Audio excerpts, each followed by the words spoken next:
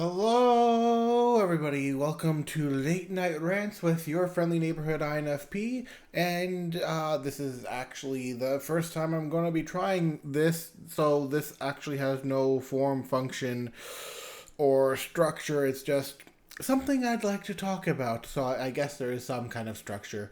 But, anyways, it is. Hold on, let me check. It's roughly about 12:30 when I'm starting this, give or take. 12:26 if you want me to be absolutely precise. I see you ISTJs and ISFJs and other psi, ox, and dominant functions. I see you. Anyways, um, so I recently came across a video talking about how animators tend to be introverts because they spend long hours inside animating and focusing on the project. And okay, yeah, that's fair because, extroverts stereotypically do desire to go out there and be with people and be creative and all of that. And that's okay, I guess. I mean, how do I put this? There are extroverts who are also animated, and okay, I'm sure there are extroverts who are also. What am I even trying to say right now? See, this is the kind of no form that this late night structure has. So if you like this, let me know in the comments below. Okay, so what I'm trying to say while I'm trying to wrap my head around it and while I'm in a bit of a daze, is that extroverts can be animators as well as introverts. It's just I'm pretty sure that the scene is dominated more by introverts than extroverts.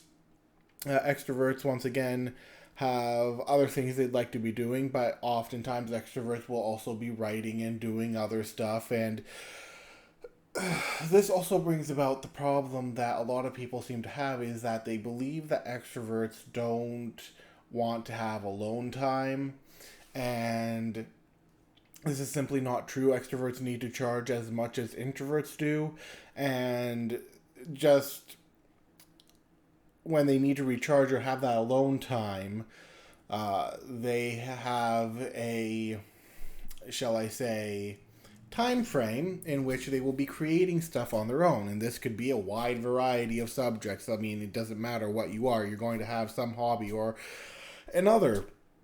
Now, the other thing that I came across was that, like, shy was like on equal terms with introverts, and that has, I guess, started to bug me, because being shy does not equal introvert. Now, I have often said, I don't know if I've said it on this channel, I may have, but I have often said that a shy introvert is one of like the worst things out there because you may end up being more of a homebody. You're not putting yourself out there. You tend to have next to no friends except for the friends you make online, all because of the shyness and inability to be able to make the first move.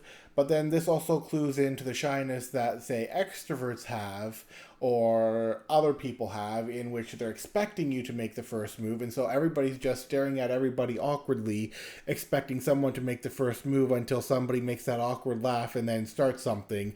And then, it goes on from there. But then, even then, there's going to be the even shyer people who are going to feel a little bit awkward unless somebody takes charge.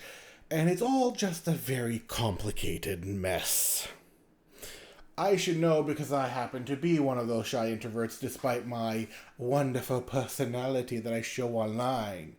Okay, no, I'm not an ESFP. Who am I kidding?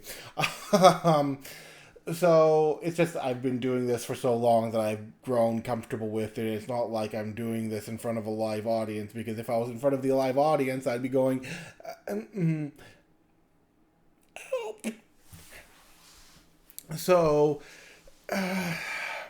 it's an interesting dynamic between introverts and extroverts, and I guess that's what I wanted to talk about in this rant, is that dynamic of personalities. And you guys watching this also experience those kinds of dynamics throughout life. Some of you will have wonderful extroverted friends, some of you will have wonderful introverted friends, and some of you will not know how to handle the other in, I don't know, in certain ways. Like extroverts may not know or understand personal space, some of them, and introverts may not understand to give up some of that space to an extrovert, especially if you're close to them.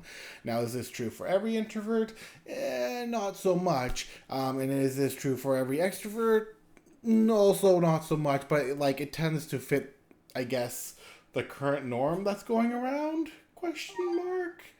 Anyways, I think that the dynamic between introverts and extroverts is interesting, and I think that both need each other of all types and spectrums. So, like I was saying, with introverts and extroverts, thinking about myself in general, it's personalities is a thing that helps define what an introvert and an extrovert is. Now, a lot of people will group a bunch of things into introverts and they'll group a bunch of things into extroverts, none of which are entirely accurate. And the thing that I wanted to talk about is that introverts avoid the spotlight. That isn't always the case. And there is a sense of validation and attention that introverts also seek. Maybe not to the extent that an extrovert will, but an introvert will suck up that attention and validation almost as much as an extrovert. They just might show it in a different way. And of course, there are going to be some introverts out there that are going to panic about it and like become very anxious. And it made me what's the word I'm looking for? It made me reflect a little bit on this, because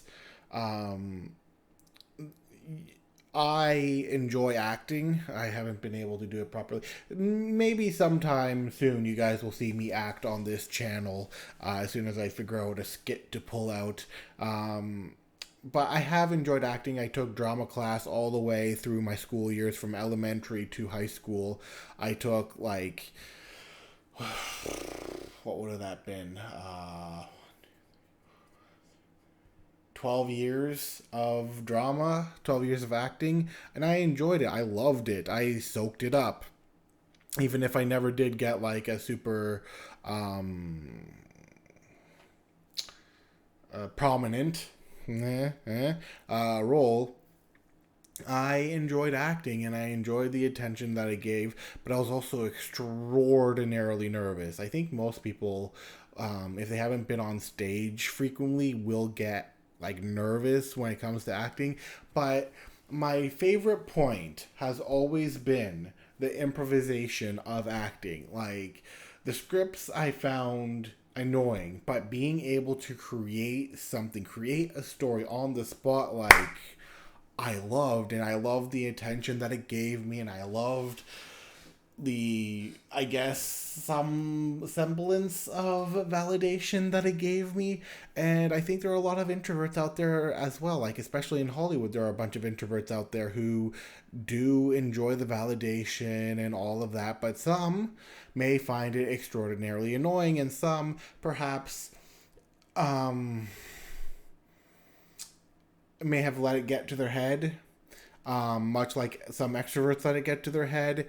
And this is where, like, the fame thought came to my head, was like, what do you do when you're famous? Like, how do you remain low-key? How do you remain a person that people love? How do you remain that person that people can relate to? Like, even if you got all the riches out there, and even if you guys watching this right now, and I believe in you guys, I believe you guys can do like amazing things. I'm rooting for you. Truly, I am. This is like my biggest thing. Like, I want to see people, you guys included, I want to see you guys, succeed in your hobbies, pursue your dreams, pursue who that thing that makes you you. Do you, and do it well, and do it like to the best of your abilities. You have the capabilities, even when you feel like you don't. So, like, a bit of a tangent here. I'm a youth leader.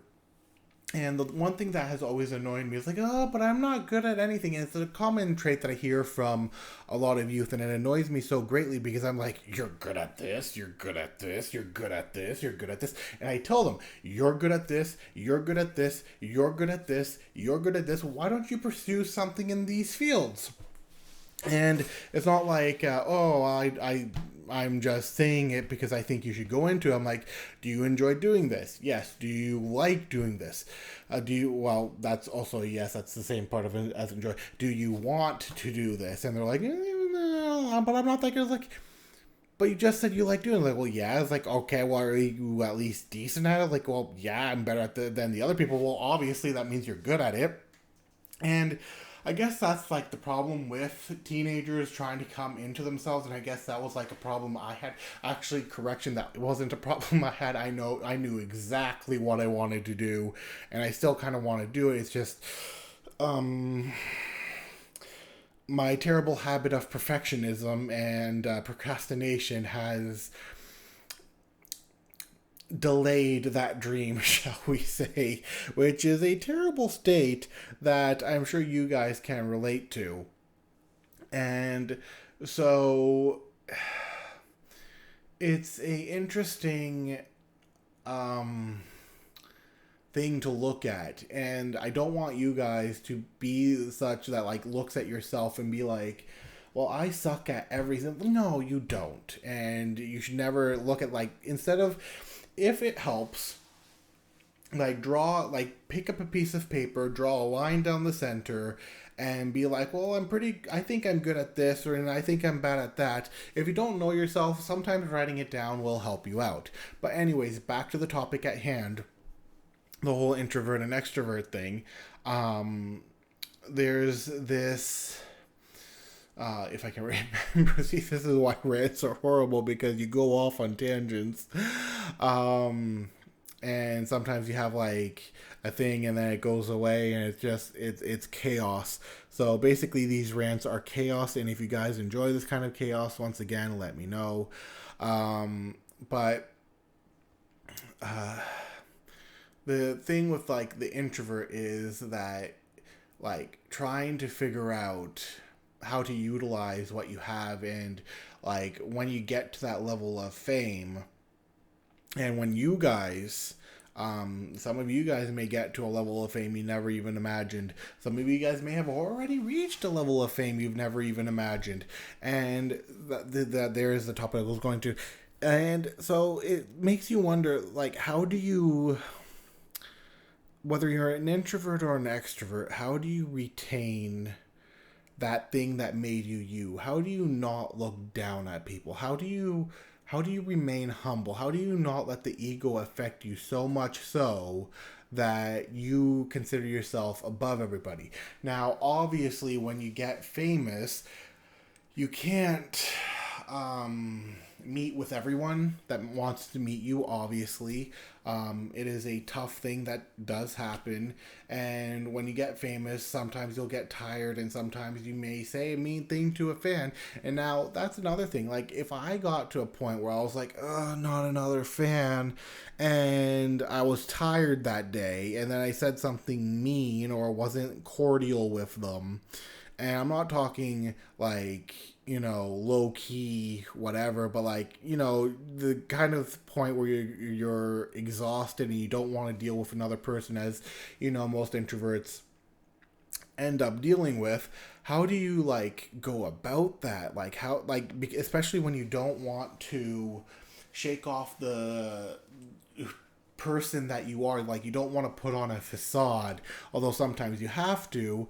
I hate saying that as an INFP, but there are some times where you have to put on a bit of a facade of your true nature. So, like, for example, being a little more cheerful than you need to be, or like just it's, I guess, enhancing certain emotions that you're already feeling so that you can bring in a, I don't know, more views, more entertainment, more something. And how, like, if you got to that point where you accidentally hurt a fan's feelings, what do you do then? Now, obviously, I think I would apologize, and I would probably send that fan a gift. Like, for example, if we met at a convention and I was like super tired and I just was not nice to them at all, I'd be like, "Oh my goodness, I'm so sorry," and like, you know what? I may even hang out with them for a day. Like that would brighten up like a bunch of, like, imagine, for example, imagine somebody like Ryan Reynolds or Keanu Reeves meeting fans, and then they did something horrible and they felt super bad about it. And as an apology, they said, "I'm so sorry. What I did yesterday was whatever. And here, allow me to apologize by spending the entire day." Like, how would you guys like feel if somebody like that level, who was an introvert, who was famous, was like, "Here, let me spend the day with you. I apologize for the way I acted, and in turn, we'll do whatever you want to do, within reason, of course." I think you'd feel pretty elated that, like, hey, this person actually cares about me.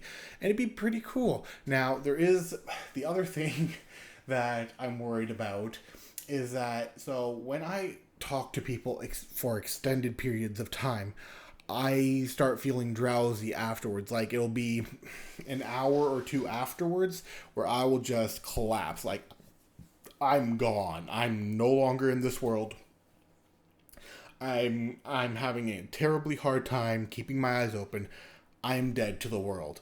And that happens if I'm speaking with people for any extended period of time. Within like an hour or two of getting home, I will collapse. The social exhaustion will get to me to the point where I will honestly collapse. Now, I don't know if other introverts have this, but I know that I have this. And so, yeah, it's just, an interesting thing to talk about or think about. And I just wanted to throw it out there for you guys. So, let me know if you enjoy this, and let me know if you want to see more late night rambles or late night rants with INFP. And I will see you guys for, I guess, the next video. Bye bye.